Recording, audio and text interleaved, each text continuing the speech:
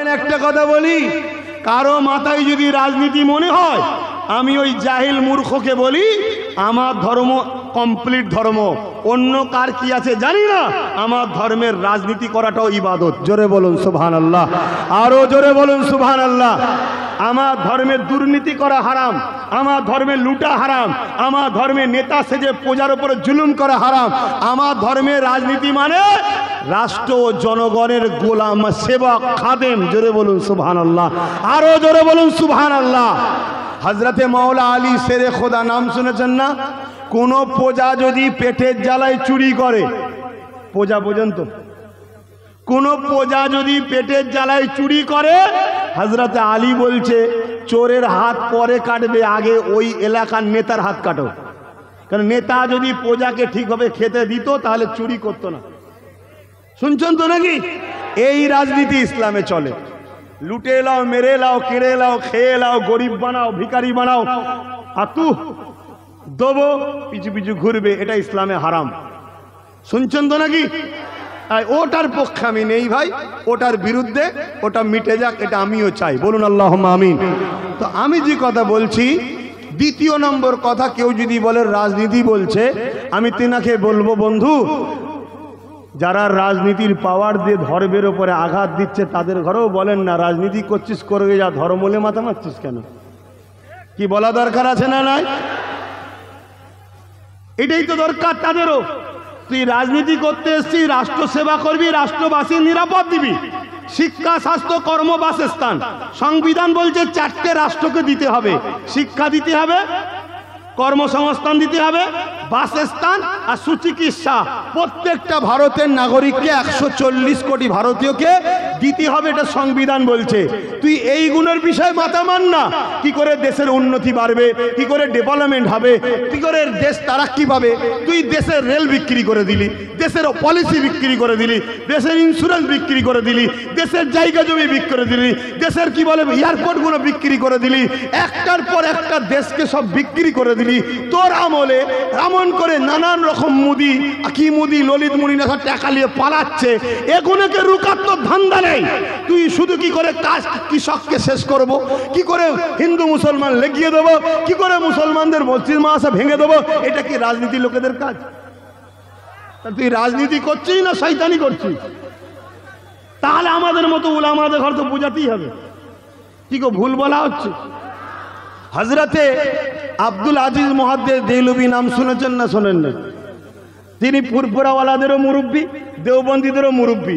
আব্দুল আজিজ মুহাদ্দিস দেহলভী রহমাতুল্লাহ আলাইহি, তিনি বলে সর্বপ্রথম ইংরেজদের বিরুদ্ধে লড়াই করা ফরজ, চলো উলামারা, তিনি প্রথম ফতোয়া দিয়েছিলেন।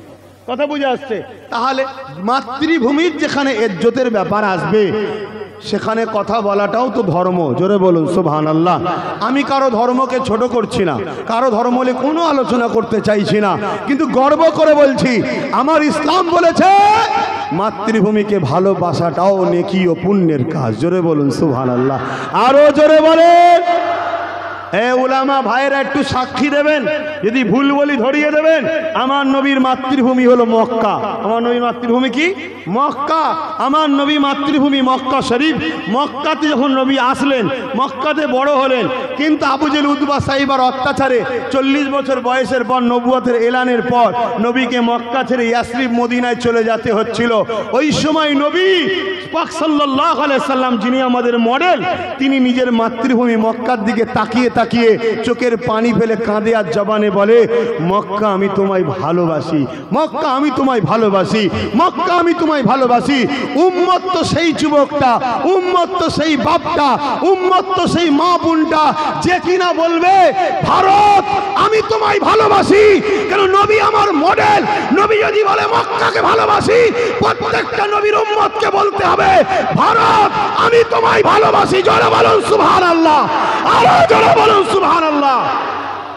অতএব অতএব অতএব সাদা ব্রিটিশকে আমরা তাড়িয়েছি, এবারে কালো ব্রিটিশকে ধুলাই দিতে হবে আমাদের। বলুন ঠিক না বেঠিক?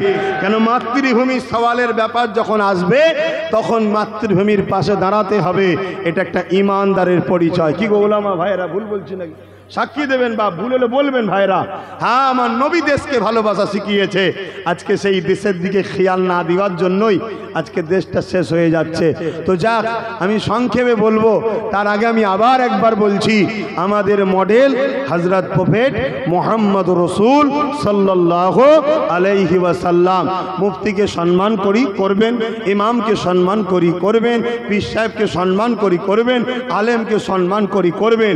যদি আলেম, পীর, মুফতি দাবিদার রাসূলুল্লাহর পক্ষ ছেড়ে দিয়ে দুনিয়ার কোনো তাগুতি শক্তির যদি দালদাস হয়ে যায়, তাকে সম্মান করাটাও হারাম।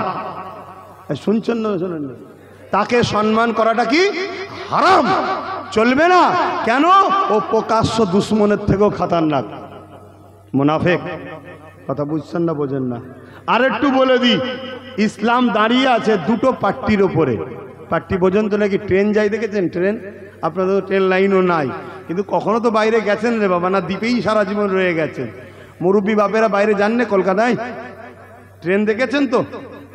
ওই ট্রেনের দেখবেন দুটো পাট্টি বিছানো থাকে, তার উপর দিয়ে ট্রেনটা যায়। এই ট্রেনটা ধরুন ইসলাম, বুঝাবার জন্য বলছি, ট্রেনটা ইসলাম, এতে আপনি যাচ্ছেন, কিন্তু দুটো পাট্টি দরকার। ইসলামের রাস্তাও দুটো।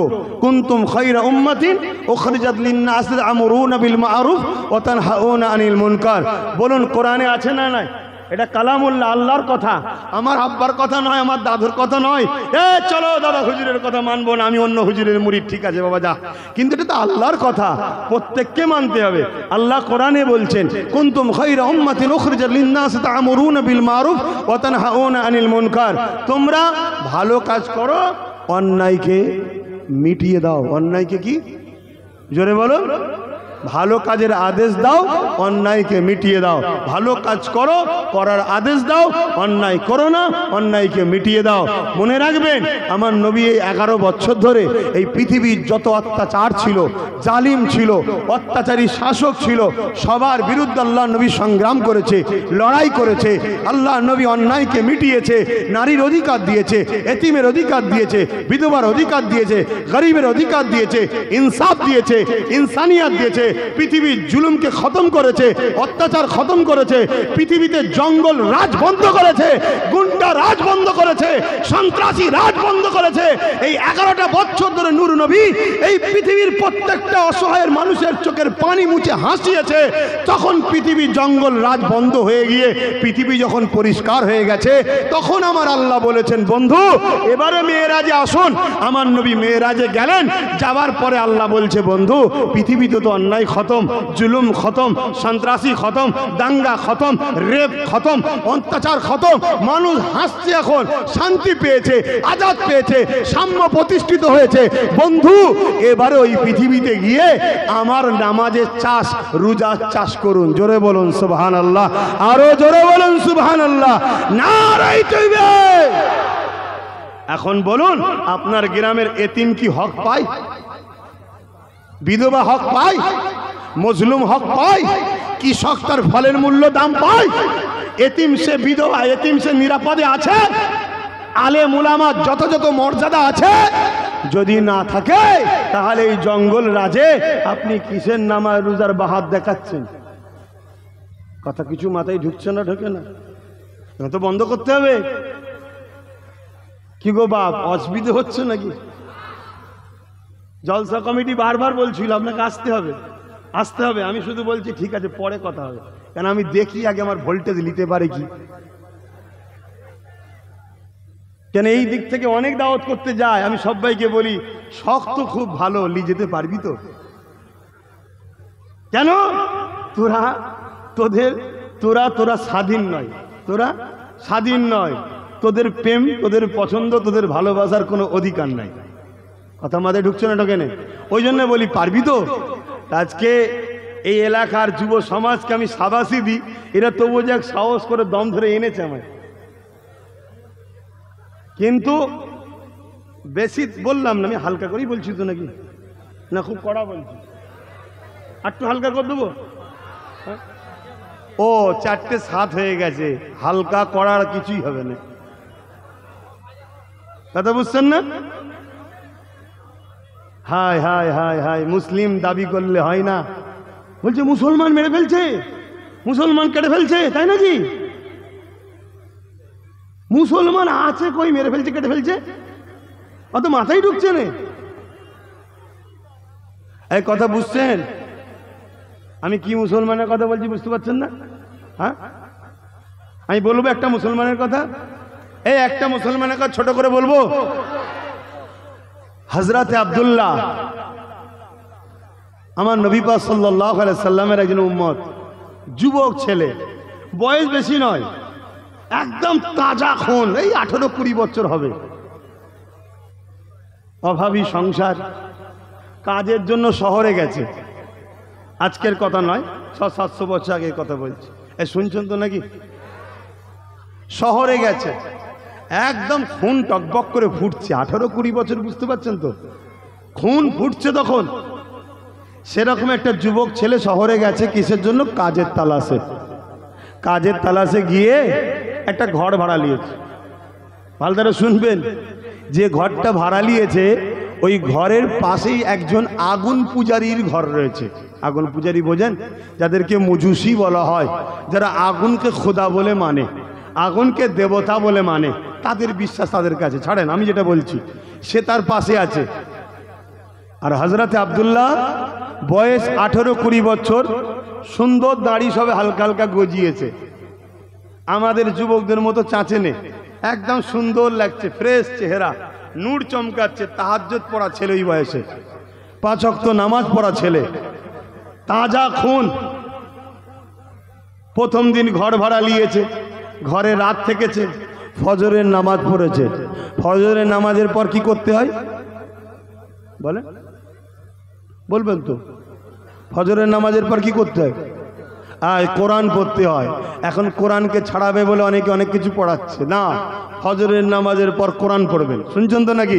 এই নামাজের দিকে সময় যেতে চটকে শুনে নেন তো। কোরআন খুলেছে, কোরআন পড়বে, কোরআন পড়েছে, বাইরে বেরিয়েছে, ঘরের শিকল দিয়ে তালা দিয়ে তৎকালীন যা সিস্টেম ছিল, বেরিয়ে চলে গেছে। কিসের জন্য?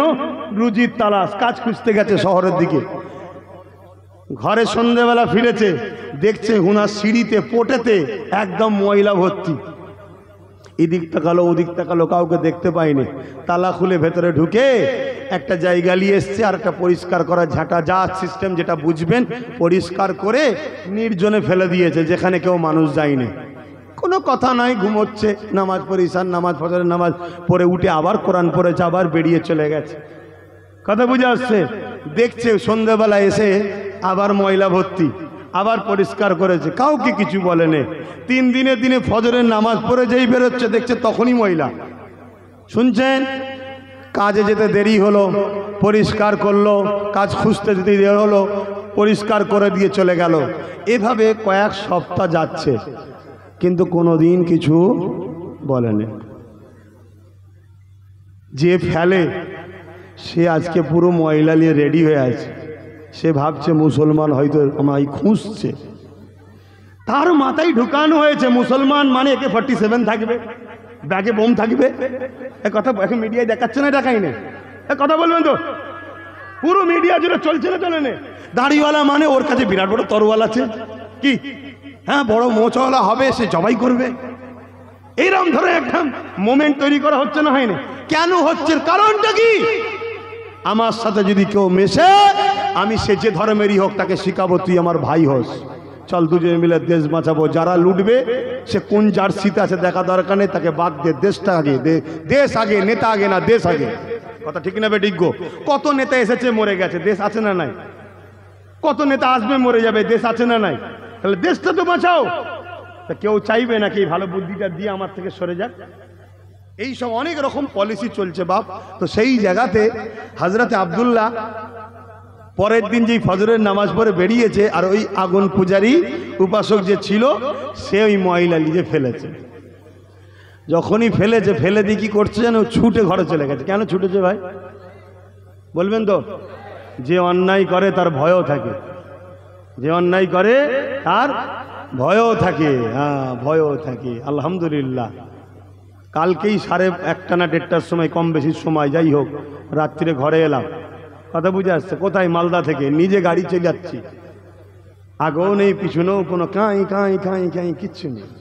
আল্লাহ আল্লাহ আল্লাহ আল্লাহ আল্লাহ আল্লাহ চলে যাচ্ছে। কথা বুঝছেন না বোঝেন না?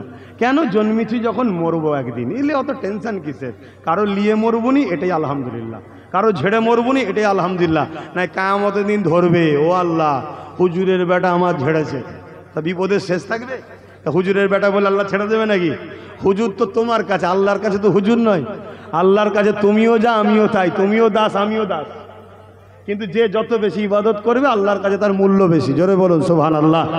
তো ভাইরা আমার, হযরতে আব্দুল্লাহ কি করলেন? মুচকে হাসলেন। ও বেচারি ছুটে গিয়ে দৌড়ে দিয়েছে, বুঝতে পারছেন না?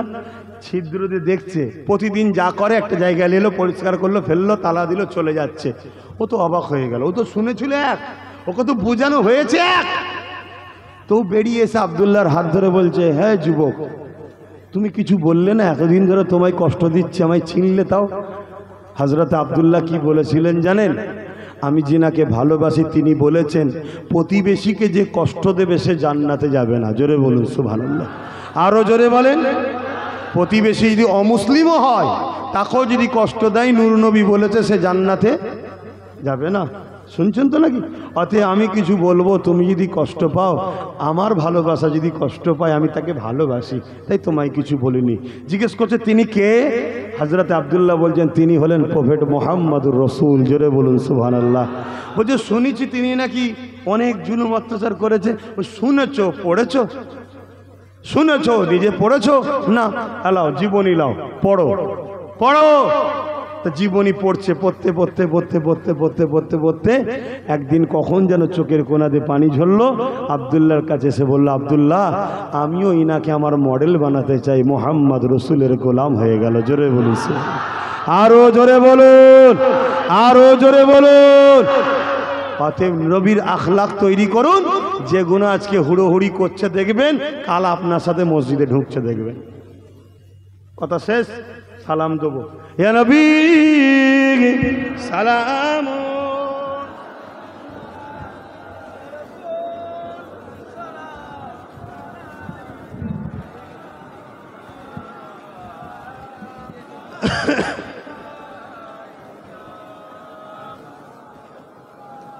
বাপ দোয়ার দরকার আছে তো নাকি? না দোয়া করেন না আপনারা?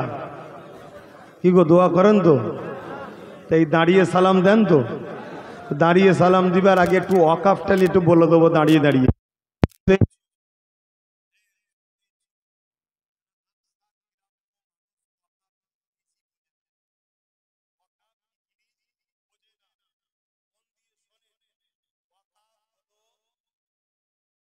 জন্য এই অর্থ ব্যয় হবে, বুঝে আসছে? এই কথা বলবেন তো? বুঝে আসছে?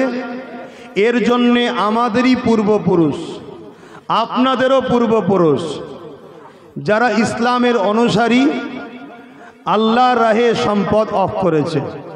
এ সিলসিলা ফারুকে আজমের সময় ছিল, উসমান গনির সময় ছিল, সিদ্দিকে আকবর তিনি তিনার পুরো সম্পদকে বাইতুল মালে অফ করেছেন। এবং আমার নবীর দুনিয়াবি জিন্দেগিতে 400 কোটি টাকা তৎকালীন সময় সিদ্দিকে আকবর আমার নবীর কদমে উৎসর্গ করেছে। আমার নূর নবী তিনিও অফ করে দিয়েছে। তো এই যে সম্পদ আল্লাহর রাহে অফ করা হয়, এই অর্থ মসজিদে যাবে, মাদ্রাসার কাজে লাগবে, খানকা ঈদগাহ, বিশেষ করে গরিব ছেলে মেয়েদের এডুকেশনের জন্য খরচ হবে। কারো ছেলে ভ্যান চালায়, দিনমজুরি করে, লেবারি করে, তার ছেলে 95% নাম্বার পেয়েছে, মেডিকেলে ভর্তি হতে চায়, ল নিয়ে পড়তে চায়, ইঞ্জিনিয়ারিং হতে চায়, সায়েন্স নিয়ে পড়তে চায়, তার পিছনে এই অর্থ ব্যয় করে তাকে শিক্ষার দিকে আগাবে, সে শিক্ষিত হবে। মৌলানা আবুল কালাম আজাদ, এপিজে আবুল কালাম যেমন ভারতের বিখ্যাত একটা সায়েন্টিস্ট, এবং জিনার জন্য আজকে ভারত দাদা হয়ে আছে, অর্থাৎ পারমাণবিক শক্তির মেন মাস্টার মাইন্ড। ওই রকম আমার ভারতের লক্ষ কোটি মুসলিম ঘরের সন্তান আছে, এক একটা এপিজে আবুল কালাম হতে পারে, কিন্তু তাদেরকে এগিয়ে না দিয়ে তাদের পিছন থেকে পা ধরে টানা হয়েছে, তাই তারা আগাতে পারেনি। যদি গভর্নমেন্ট দেশ ভাবতো আমাদের আরো আবুল কালাম দরকার। তাহলে এই সমাজের মুসলিম ছেলেদের পিছনে তাদেরই পূর্বপুরুষদের দান করা ওয়াকাফের সম্পদ যদি খরচ করত, আরো হাজারো হাজারো সায়েন্টিস্ট, আরো হাজারো হাজারো বড় বড় বিজ্ঞানী তৈরি হয়ে তারা আমার দেশকে সার্বিক দিক দিয়ে শক্তিশালী করত। তাহলে আমেরিকাকে আব্বা বলতে হতো না, আমেরিকা আমাদের জুতোর তলায় থাকতো, ঠিক না বেটা? কিন্তু দুঃখের বিষয় এদের নোংরা মেন্টালিটি, এদের নোংরা মনোভাব, এদের নোংরা ক্যারেক্টারের জন্য আজকে আমাদের অকাপ সম্পত্তি 77 বছর ধরে তছনছ হচ্ছে। কত বছর? 77 বছর ধরে পুরো ভারত জুড়ে লক্ষ লক্ষ বিঘে, 27 লক্ষর ওপরে বিঘে জমি আছে, যার টাকার গণনা আপনাকে ক্লিয়ার বলা সম্ভব নয়। আপনি হয়তো অজ্ঞানে পড়ে যেতে পারেন, এত টাকা। এই বিশাল সম্পদ 77 বছর ধরে চুরি হচ্ছে, এই বিশাল সম্পদ 77 বছর ধরে লুট হচ্ছে। আমি জানি না আমার বক্তব্য কজনের পছন্দ হবে, কেন রিসেন্ট কিছু লোক ওয়াকাফ আন্দোলন করছে, তাদের মূলত যেন লক্ষ্য শুধু কেন্দ্র সরকারের বিরোধী করা। বাকি যারা খাচ্ছে খাগ্গে যাক, কেন এরা তো আমাদের ভাগ দেয়, ও তো ভাগ দেবে না। আমি ওই সকল হারামখোরদের মতো চিল্লাবো না। আমার কাছে কথা হলো, যারাই আমার ওয়াকাফ খাবে, সে কেন্দ্রে বসুক, রাজ্যে বসুক, যেখানেই থাকুক, তারাই গাদ্দার, তারাই চোর, তারাই আমার ওয়াকাফের দুশমন, তারাই আমার মাদ্রাসার দুশমন, তারাই আমার মসজিদের দুশমন, তারাই আমার দ্বীনের দুশমন। সবার বিরুদ্ধে কথা বলতে হবে, এটাই হবে ইনসাফ, এটাই হবে মোস্তফা জানে রহমতের গোলামদের পরিচয়। আর না হয় তুমি শুধু যে ভাগ দেবে না তার বিরোধী করবে না। খুব মন দিয়ে শোনেন, 77 বছর ধরে এই সম্পদকে ঝেড়ে খাওয়া হচ্ছে। আজকে কেন্দ্রে যে জালিম সরকার আছে, কিছুদিন আগে রেলকে বিক্রি করেছে, কিছুদিন আগে কারেন্টকে বিক্রি করেছে, কিছুদিন আগে এলআইসিকে বিক্রি করেছে। এলআইসিতে 1 লক্ষর ওপরে চাকরি গেছে, 1 লক্ষই হিন্দু পরিবারের চাকরি গেছে। বিজেপি বা কেন্দ্রের সরকার শুধু মুসলমানদের দুশমন নয়, ও ভারতের দুশমন, ও হিন্দুদের দুশমন, প্রত্যেকটা ভারতীয় দুশমন। কারণ এর আগে রেল বিক্রি করে দিয়েছে। হকারদের আজকে কি অবস্থা দেখুন। হকারি করে কারা? বেশিরভাগ তো মুসলিম ভাইয়েরা সেখানে রয়েছে। এলআইসি করে কারা? বেশিরভাগ তো মুসলিম ভাইয়েরা রয়েছে। ট্রেনে জব করে কারা? বেশিরভাগ তো মুসলিম ভাইয়েরা রয়েছে। তাহলে বিজেপি শুধু আমাদের তা নয়, আজকে কৃষকদের বিরুদ্ধে আইন করতে গেছে। এইভাবে বার বার বার বার আমার ভারতবর্ষটাকে তছনছ করে দিচ্ছে। ভারতবর্ষ একটা গাছ, মনে রাখবেন, ভারতবর্ষ একটা গাছ। এই গাছের অনেক কটা শিকড় আছে। একটা শিকড়ের নাম মুসলিম, একটা শিকড়ের নাম হিন্দু, একটা শিকড়ের নাম আদিবাসী, একটা শিকড়ের নাম খ্রিস্টান, একটা শিকড়ের নাম দলিত, একটা শিকড়ের নাম সাঁওতাল, একটা শিকড়ের নাম মতুয়া। যে কোনো একটা শিকড় যদি কাটে, মূলত ভারতটা দুর্বল হবে, গাছ দুর্বল হবে। এরা দেশকে শেষ করতে চাইছে। কখনো মুসলিম হিন্দু বিভাজন, কখনো কৃষকদের বিরুদ্ধে, কখনো মুসলমানদের বিরুদ্ধে। আজকে কেন্দ্র সরকার ওয়াকাফ বিলের নামে একটা বিল তৈরি করতে চাইছে সংশোধনের নামে। সেখানে কি বলছে? আমরা মুসলমানদের ভালো চাই। আরে শুধু মুসলমানদের ভালো করবি কেন? দেশের মাথায় বসে আছিস, হিন্দু ভাইরা কি অপরাধ করেছে? দেবত্ব সম্পত্তি সংশোধন করবি না কেন? শিক্ষারি বলে কি বলে, আদিবাসীদের জল জঙ্গলের সম্পত্তি সংশোধন করবি না কেন? সবারটা কর না। মুসলমানদের ঘরে বোকা বানাতে চাইছে। কি চাইছে? 77 বছর ধরে আমাদের সম্পদের টাকা সবাই মিলে লুটে পুটে খেয়েছে। এরা চাইছে পুরো বিল করে ওয়াকাফের টোটাল জায়গাকে আমরা নিজেরা আত্মসাৎ করে নেব, আমরা নেব। এখন প্রশ্ন হতে পারে, 77 বছর ধরে সবাই খায়, এর বিল করার শখ গেল কেন? হঠাৎ বিল করতে কেন চাইছে? এর কারণটা একটু মন দিয়ে শোনো। গুজরাটে একটা মসজিদ আছে 1300 বছর বয়স, কেরলে একটা মসজিদ আছে 1400 বছর বয়স। এভাবে যদি 1400 বছর, 1300 বছর, 1200 বছর, 1000 বছরের মসজিদ থাকে, তার মানে ভারতবর্ষে 1000 বছর ধরে মুসলমান মুসলমান আছে, 1300 বছর ধরে মুসলমান আছে, 1400 বছর ধরে মুসলমান আছে। তার প্রমাণ কি? ওই যে গুজরাটের মসজিদ। তার প্রমাণ কি? ওই যে কেরলের মসজিদ। তার মানে 1300 বছর ধরে আজান হচ্ছে, 1400 বছর ধরে আজান হচ্ছে, 1200 বছর ধরে আজান হচ্ছে। তার মানে নামাজ হচ্ছে, তার মানে কবরস্থান আছে, মাদ্রাসা আছে। এই যে হাজার হাজার বছরের কবর প্রমাণ দিচ্ছে আমার বাপ দাদা হাজার হাজার বছর ধরে কবর হয়েছে। তার মানে মুসলমান হাজার হাজার বছর ধরে আছে। বিজেপির একটা কোন এমপি বলে এমএলএ বলেছিল যে মুসলমানদের কবরস্থানে অনেক জায়গা চলে যাচ্ছে, পুরানো সিস্টেম চালু করো, ওদেরকে কবর দিতে দেওয়া যাবে না। আগামী দিন যদি এই ওয়াকফ বিল করে লাই, তোমাকে পুরানো হবে, তোমার দাদাকে পুরানো হবে, তোমার মাকে পুরানো হবে, তোমার নানাকে পুরানো হবে। তুমি যদি মনে করো এই পুরানো সিস্টেম চালো, তাহলে ওয়াকফ বিল করতে দাও, হাতে হাত দিয়ে বসে থাকো। যদি বলো না, তাহলে নিজের পূর্বপুরুষদের সম্পদ তুমি দখল করার জন্য, নিজের অধিকার নিবার জন্য তোমাকে আগিয়ে যেতে হবে। এটা তোমার ইনসানিয়াত, এটা তোমার ইনসাফ, এবং তোমার দেশ তোমাকে রাইট দিয়েছে। এই অধিকার তুমি লিবার জন্য যা খুশি করতে পারো, তোমাকে তোমার দেশ রাইট দিয়েছে। তোমার সংবিধান তোমার পাশে আছে। কেউ প্রধানমন্ত্রী আজকে, কত প্রধানমন্ত্রী মরে গেছে, এ কাল মরে যাবে, অন্যজন আসবে, আবার কেউ মরবে, আবার কেউ আসবে, কিন্তু দেশ ছিল, দেশ আছে, দেশ থাকবে। সংবিধান ছিল, সংবিধান আছে, সংবিধান থাকবে। সংবিধান আমাদের কাছে আগে, দেশের প্রাইম মিনিস্টার আমাদের কাছে আগে নয়, সংবিধান আমাদের কাছে আগে, রাজ্যের সিএম আগে নয়, রাজ্যের কোনো মন্ত্রী, দেশের কোনো মন্ত্রী, দেশের কোনো প্রধান, এমন কেউ আমাদের কাছে আগে নয়। আমাদের কাছে আগে হলো সংবিধান। যে সংবিধানের ভেতরে থাকবে সে হলো ভারতীয়, তার জন্য জিন্দাবাদ বলবো। যে সংবিধানের বেখিলাফ করবে, সে যদি আমার মুফতি হয়, আমার মৌলানা হয়, আমার ইমাম হয়, আমার পীর সাহেব হয়, তার বিরুদ্ধে আমরা কথা বলবো। কেন? আমরা মেনে নিয়েছি দেশ আমাদের, দেশ চালাবার জন্য সংবিধান রয়েছে। তা সংবিধান রাইট দিচ্ছে, ওয়াকফ আমার, আমরা এর পরিচালনা করব।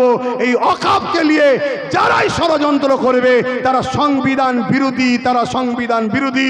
সংবিধানের স্বার্থে এদের বিরুদ্ধে সংগ্রামের দরকার আছে না নাই? হাত তুলে বলুন আছে না নাই? হাত তুলে বলুন আছে না নাই? হাত তুলে বলুন আছে না নাই? কিন্তু আমার প্রশ্ন আপনাদের কাছে একটা, প্রশ্ন একটা, এই লড়াইটা করবেন কাদের সাথে? যারা দীর্ঘ 77 বছর ধরে ওয়াকফ খেয়েছে তাদের ঘরে সাথে লড়াই করবেন? এক কথা বলছে না তো? যারা দীর্ঘ 77 বছর ধরে খেয়ে আসছে তাদের ঘরে নিয়ে লড়াই করবেন? আমি তো দেখছি অনেক মুফতি মৌলানা, খারাপ নেবেন না, হয়তো অনেকে ভুল বুঝতে পারেন না, আমাদেরকে নতুন করে ফাঁসানো চলছে। অনেক মুফতি মৌলানা দেখবেন সামনে সারিতে দাঁড়িয়ে গেছে, চলো আন্দোলন করতে হবে। আরে তোকে তো দেখতাম ওর সাথে ওর সাথে ওর সাথে ওর সাথে সবার সাথে তুই উঠা বসা করেছিস দীর্ঘ বছর ধরে। তারাও যখন ওয়াকফ খাচ্ছিল, কই তোর মধ্যে তো কোনো কথা নাই ছিল কি? তাহলে আজকে তুই কেন চিল্লাচ্ছিস? অতএব সাবধান হন, সতর্ক হন। আমি শেষ কথা বলছি, আমি 2014-15 থেকে ওয়াকফের পক্ষে আন্দোলন করছি না করিনি? দেখেছেন না দেখেননি? তাহলে আমার বিরুদ্ধে তখন তো অনেকে বিরোধী করেছিল। আজকে কি হলো? আমি যা বলেছি বিগত দিন আজকে ঘটছে না ঘটেনি। এরপরেও বলছি আপনাদের স্বার্থে সাথ দেবো।